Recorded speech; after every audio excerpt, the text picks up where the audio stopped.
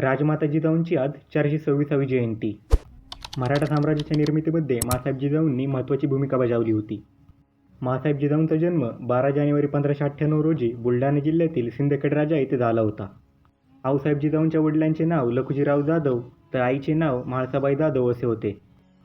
माँसाहेब जिजाऊंचे वडील म्हणजेच लखुजीराव जाधव हे निजामांमधील एक सरदार होते. त्यावेळी अगदी लहान वयातच मुलींची लग्न लावण्यात येत होती. त्यामुळेच माँसाहेब जिजाऊंचे लग्नसुद्धा अगदी लहान वयातच लावण्यात आले होते. इसवी सन 1609 मध्ये माँसाहेब जिजाऊंचा विवाह शहाजीराजे भोसले यांच्याशी झाला होता. शहाजीराजे हे त्यावेळी निजामशाहीतील एक प्रमुख सेनापती होते. त्यांच्या आयुष्यातील बराचसा काळ निजाम, मोगल आणि आदिलशाही यांच्या सेवेतच गेला. तरीही ते अतिशय शूरवीर योद्धे होते. त्यावेळी पाहायला गेलं तर आपल्या महाराष्ट्रातील परिस्थिती अतिशय बिकट होती. गोट्यातली गाय आणि घरातली माय ही सुरक्षित नव्हती. संपूर्ण महाराष्ट्रामध्ये आदिलशाही आणि निजामशाहीने धुमाकूळ घातला होता. मुघल सैन्याच्या त्रासाने सामान्य जनता त्रस्त झाली होती. आणि या सर्व गोष्टींचे बारीक निरीक्षण आपल्या माँसाहेब जिजाऊंनी केले होते. आणि या सर्व गोष्टी पाहून त्यांच्या तळपायाची आग मस्तकात गेली होती. त्याचवेळी माँसाहेब जिजाऊंनी एक निश्चय केला होता. मुघलांचे राज्य संपवून रयतेचे राज्य स्थापन करायचे.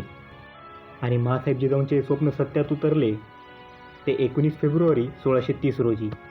याच दिवशी शिवनेरी किल्ल्यावर छत्रपती शिवरायांचा जन्म झाला होता. माँसाहेब जिजाऊ या हुशार आणि चाणक्य बुद्धीच्या होत्या, त्याशिवाय त्या शूर आणि धाडसीसुद्धा होत्या. छत्रपती शिवरायांच्या जन्मानंतर त्यांच्यावर योग्य ते संस्कार करण्याचे काम माँसाहेब जिजाऊंनी केले होते. रयतेच्या राज्याचे जे स्वप्न जिजाऊंचे होते तेच स्वप्न त्यांनी छत्रपती शिवाजी महाराजांना दाखवले आणि त्यासाठी त्यांनी छत्रपती शिवाजी महाराजांना योग्य ते मार्गदर्शन केले. आणि याच गोष्टी डोळ्यासमोर ठेवून छत्रपती शिवाजी महाराजांनी तोरणा किल्ला जिंकून स्वराज्याचं तोरण बांधलं. आणि माँसाहेब जिजाऊंच्या स्वप्नांच्या दिशेने त्यांनी एक पाऊल पुढे टाकले होते. आणि असेच एक एक पाऊल पुढे टाकत छत्रपती शिवरायांनी माँसाहेब जिजाऊंचे स्वप्न सत्यात उतरवले आणि त्यांनी रयतेचे राज्य स्थापन केले.